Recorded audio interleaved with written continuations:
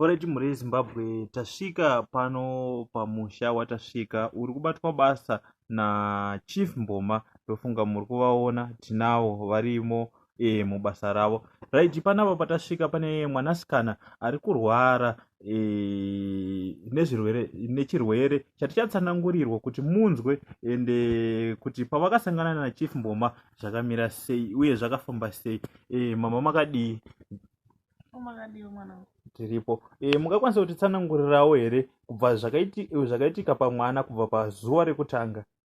mwana anoti akatanga iri flu azenge arara usiku akarota achisangana nemurandarume arara achisangana nemurandarume akafuma achibuda zvinhu zvekuratidza kuti munhu anga aine murume usiku kubva atanga kutodonha achitonhora abva atonhora miviri wese kubva atorwa nemota kwaanga ari basa kwaanga ari kubva ataenda pakiriniki.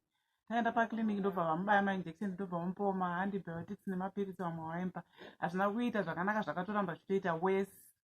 Atonhora achando chekuti ndaiti ndikarara padhuze naye ndaitonge ndatobatwawo nechando changa chibva maari ndikagumana naye. Bva tauya kuno bva tatorawo umwe muprofita wataiti tiri kutora. Zvakabva zvaita wese makumbo mwana uya asingachatodii kana kudii. Bva tazopuwawo nhamba dzaChief Mboma. Bva tafonera Chief Mboma ndobva vauya ndobva vatanga kuita zvavakamushandawo vachididi.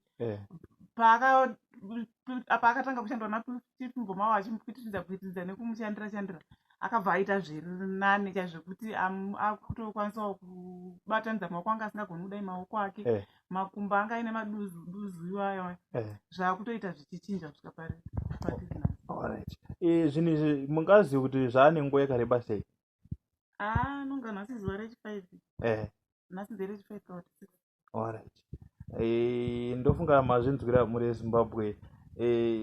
Nyaya iri panapa ndo basa riri kubatwa naChief Mboma iri. Kune vanenge vane matambudziko, kune vanenge vachida kubatsirwa, batai Chief Mboma panhamba dzekubuda paskrini apo mubatsirwe. Nekuti ndofunga muri kuzviona makumbo aya ari kunzi anga akazvimba uye anga akaita yellow pasapo, but Chief Mboma vakaita basa racho. Ndodzoka kwamuri Chief, mungada kuti kudii kumhuri yeZimbabwe?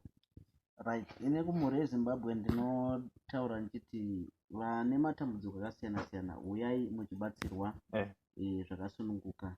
Tiripo pakukubatsirai. Varombwa nezvinhu, vane matambudziko emumisha tinobatsira zvakare. Right, ndofunga mazvinzwira mhuri yeZimbabwe matangira akaita dambudziko uye nepatasvika. I think tikawana mumwe mukana tichanyatsouya tichitaura nemwanasikana kana achinge apora tokuratidzai maresults acho. Tatenda.